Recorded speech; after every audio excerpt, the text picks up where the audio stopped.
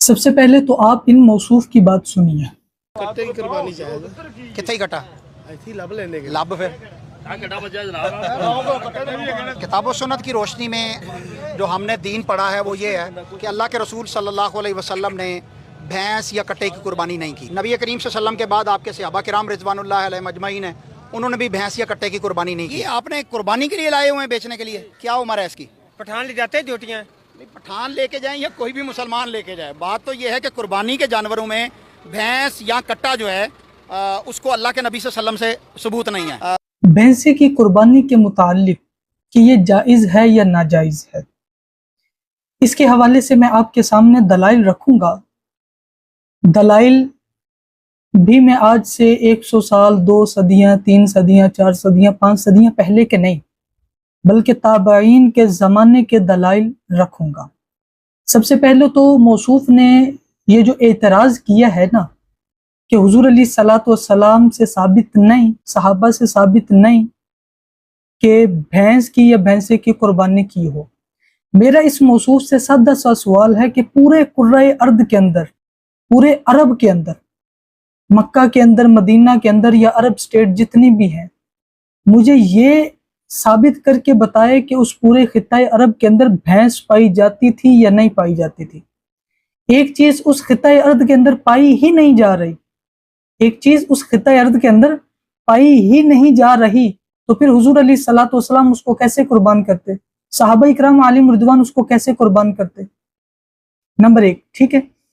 پہلی دلیل اس کے متعلق امام اہل سنت امام احمد بن حنبل رحمۃ اللہ تعالی علیہ، امام احمد بن حنبل رحمۃ اللہ تعالی علیہ سے سوال ہوا۔ پتہ ہی ہے امام احمد بن حنبل کس صدی کے بزرگ ہیں؟ یہ 241 ہجری کے اندر ان کی وفات ہوتی ہے، 164 ہجری کے اندر ان کی ولادت ہوتی ہے، مطلب آج سے 12-13 صدیاں، 1200-1300 سال پہلے کے یہ بزرگ ہیں۔ ان سے پوچھا گیا کہ بھینس کی قربانی کے اندر 7 حصے ہو سکتے ہیں یا نہیں ہو سکتے؟ امام احمد بن حنبل رحمۃ اللہ تعالی علیہ سے یہ سوال نہیں کیا گیا کہ بھینس کی قربانی جائز ہے یا ناجائز ہے، فرمایا جائز تو ہے، جائز تو ہے، ہمیں بھی معلوم ہے کہ اس کے اندر 7 حصے ہو سکتے ہیں۔ تو انہوں نے فرمایا لا اعرف خلاف ھذا، فرمایا اس بارے کے اندر مجھے کسی کا اختلاف کا علم ہی نہیں ہے کہ اس کے اندر کسی بندے نے اختلاف کیا ہو کہ اس کی قربانی جائز ہے یا ناجائز ہے۔ آج کا ملا اٹھ کر یہ اعتراض کر رہا ہے۔ امام اسحاق بن راہوے رحمۃ اللہ تعالی علیہ، یہ 238 ہجری کے اندر ان کی وفات ہوتی ہے، 1200-1300 سال پرانے بزرگ ہیں، تابعین کا تقریباً یہ زمانہ بنتا ہے۔ المتوفہ، یہ امام اسحاق بن راہوے رحمۃ اللہ تعالی علیہ امام بخاری کے بھی استاد ہیں، امام مسلم کے بھی استاد ہیں، امام ترمذی کے بھی استاد ہیں، امام نسائی کے بھی استاد ہیں، اور امام احمد بن حنبل جن کا میں نے ابھی قول بیان کیا ان کے بھی استاد ہیں۔ جب امام احمد بن حنبل نے یہ مسئلہ بتایا نا تو اس وقت امام اسحاق بن راہوے رحمۃ اللہ تعالی علیہ نے بھی ان کی موافقت کی، اختلاف نہیں کیا۔ آج کا ملا اختلاف کر رہا ہے۔ دلیل نمبر 3، امام محمد بن حسن شیبانی، 189 ہجری کے اندر ان کی وفات ہوتی ہے، کتاب الاصل کتاب الذبائح باب الانعام، امام محمد بن حسن الشیبانی، یہ امام اعظم ابو حنیفہ کے شاگرد رشید ہیں، اپنی کتاب الاصل کے اندر فرماتے ہیں الجاموس من البقر، فرمایا بھینس گائے کی ہی ایک قسم ہے، بھینس کو گائے کی قسم قرار دیا ہے۔ یہ آج کے بزرگ نہیں ہیں، اور تم لوگ اس کے اوپر بھی اعتراض کر رہے ہو، لوگوں کو فتنوں کے اندر، لوگوں کو، عوام کو فتنوں کے اوپر ڈال رہے ہیں۔ دلیل نمبر 4، امام سرخسی المتوفہ 483 ہجری، حنفی فقہ کے بڑے امام، اپنی کتاب المبسوط امام سرخسی جلد 12 صفحہ 12 کے اوپر لکھتے ہیں الجاموس من جنس البقری فیجوز فیہ ما یجوز فی البقر، فرمایا بھینس گائے کی جنس سے ہے تو اس میں وہی احکام جاری ہوں گے جو گائے پر لاگو ہوتے ہیں، مطلب گائے کی ہی ایک قسم جس کو بھینس کہا جاتا ہے، عربی کے اندر جس کو جاموس کہتے ہیں۔ دلیل نمبر 5، امام کسانی رحمۃ اللہ تعالی علیہ، المتوفہ 587 ہجری کے اندر، بدائع الصنائع جلد 5 صفحہ 69 کے اوپر والبقر يدخل فيه الجواميس لأن الجاموس من جنس البقر، فرمایا یہ جو بکر ہے نا، جو گائے ہے، یہ بھینس کے اندر شامل ہے، گائے کی ہی ایک قسم بھینس ہے. کیوں بھینس؟ کیوں اس کی قسم ہے؟ کیونکہ وہ اسی کی ایک جنس ہے، گائے کی ہی ایک جنس ہے. دلیل نمبر 6، امام نووی رحمۃ اللہ تعالی علیہ، شافعی بزرگ، شرح المنہاج شرح صحیح مسلم کے اندر للنووی کے اندر لکھتے ہیں، جلد 13 صفحہ 11 کے اوپر، الجاموس نوع من انواع البقر، فرمایا بھینس گائے کی ہی ایک اقسام میں سے ایک قسم ہے. اگر کسی نے اختلاف کیا ہوتا تو 1400 سال پہلے اس چیز کے اندر یہ اختلاف وہ بیان کر چکے ہوتے. انہوں نے کوئی اس کے اندر اختلاف وغیرہ کی کوئی بات نہیں کی.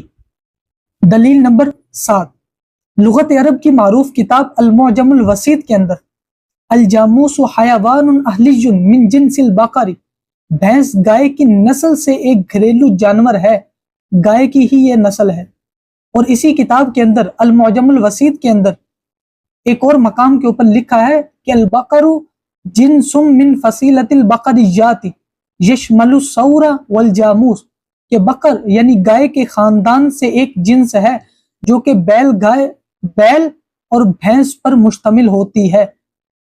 دلیل نمبر 8، مشہور فقی محدث علامہ عبداللہ بن احمد بن محمد المعروف ابن قدامہ مقدسی رحمۃ اللہ تعالی علیہ 620 ہجری کے اندر، المتوفى 620 ہجری، یہ اس کے متعلق فرماتے ہیں والجوامیس نوع من البقر والبخات نوع من الابل، فرمایا بھینس گائے کی نوع یعنی نسل سے ہے، اور بختی یہ اونٹوں کی ایک قسم ہے، اور بختی اونٹوں کی نسل میں سے ہے. جس طرح اونٹوں کی نسل ایک بختی ہے جس کی قربانی جائز ہے، ایسے ہی گائے کی ایک مثل، گائے کی ہی ایک قسم نوع ہے بھینس جس کی قربانی جائز ہے. دلیل نمبر 9، امام لغت علامہ ابو الحسن علی بن اسماعیل 458 ہجری کے اندر ان کی وفات ہوتی ہے. یہ اس کے متعلق ارشاد فرماتے ہیں والجاموس نوع من البقر، فرماتے ہیں بھینس گائے کی ہی ایک نسل ہے. تمام بڑے بڑے ائمہ کرام، خود امام احمد بن حنبل ہوں، امام اسحاق بن راہوے ہوں، امام محمد بن حسن شیبانی ہو، امام محمد ہو، امام سرخسی ہوں، امام کسانی ہو، یا امام نووی ہوں، ابن قدامہ مقدسی ہوں، ان تمام نے بھینس کو گائے کی قسم قرار دیا ہے. چونکہ قرآن و سنت اور اجماع امت سے گائے کی قربانی جائز ہے، لہذا بھینسے کی قربانی متفقہ طور پر جائز ہے. اللہ تبارک و تعالیٰ نے جہاں پر قرآن کریم کے اندر ارشاد فرمایا ما رزقکم من بہیمۃ الانعام، جو تمہیں رزق دیا ہے نا انعام میں سے، چوپایوں میں سے، ان کی قربانی کرنا اور اللہ تبارک و تعالیٰ کا ذکر کرنا، یہ اس آیت مبارکہ کے اندر ہے. گائے کی ایک قسم جاموس بھی شامل ہے جس کو بھینس یا بھینسے کے اعتبار سے آپ جانتے ہیں. تو لہذا اتنے بڑے بڑے ائمہ کرام نے اس کے اندر اختلاف نہیں کیا، اور 14 صدیاں گزرنے کے بعد آج تم لوگ اس کے اندر اختلاف کر رہے ہو، امت کو کس طرف لے کر جا رہے ہو؟ جو گائے کی ہی ایک مثل بھینس ہے جس کی قربانی 1400 سال سے آج تک چلتی آ رہی ہے، اور آج کے لوگ اس کے اندر اختلاف کر رہے ہیں اور امت کو کسی اور درجے کے اندر بٹور رہے ہیں. تو لہذا آپ ان لوگوں کے اوپر نہ جائیے. ان کو بھی مؤدبانہ گزارش ہے کہ سب سے پہلے اپنے بڑوں کی طرف جائیں، جس مدرسے کے اندر یہ پڑھے ہیں، جن کو یہ محقق مانتے ہیں، مفسر جن کو مان رہے ہیں، ان کے فتاوی جات موجود ہیں، اور جس مسلک سے یہ تعلق رکھتے ہیں ان کے فتاوی جات موجود ہیں کہ بھینس کی قربانی بالاتفاق جائز ہے، اور اس ایک اکیلے بندے نے اس کے اندر اختلاف کیا ہوا. اللہ تبارک و تعالیٰ سے دعا ہے کہ رب تبارک و تعالیٰ ہم سب کو صحیح معنوں کے اوپر اس پر عمل کرنے کی توفیق عطا فرمائے. آمین بجاہ النبی الکریم صلی اللہ تعالیٰ علیہ وبارک وسلم.